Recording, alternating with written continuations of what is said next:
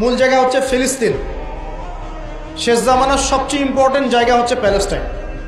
শেষ জামানার যত বড় বড় ঘটনাগুলো ঘটবে, ইমাম মাহাদির আগমন, মুসলিম বাহিনীর বিজয়, জেরুজালেম পুনরুদ্ধার, ইসলামিক খেলাফত প্রতিষ্ঠা, ঈসা আলাইহিস সালামের আগমন, সব ওই জায়গাকে কেন্দ্র করে।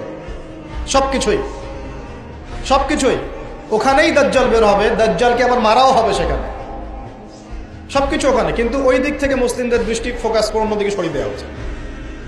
ফিলিস্তিনিদেরকে দেখলে গুলি মেরে দিতে বলা হয়েছে, দেখেছেন? দেখেন নাই? আমরা যে মসজিদটা দেখেছি আল আকসা, দেখেছেন? এই আকসাকে সরিয়ে দিয়ে সেখানে থার্ড টেম্পল নির্মাণ করার প্ল্যান হচ্ছে। মানে এই যে থার্ড টেম্পল তো বোঝেন না, হাইকেলে সুলাইমানি। মানে ওরা মনে করে যে তারা বানু ইসরাইল। একটু বোঝেন, ওরা মনে করে যে ওরা বানু ইসরাইল। আসলে ওরা বানু ইসরাইল নয়, ওরা হচ্ছে ইউরোপিয়ান জিউস। ওরা মনে করে যে ওদের একজন মাসিহ আসবে। কে আসবে?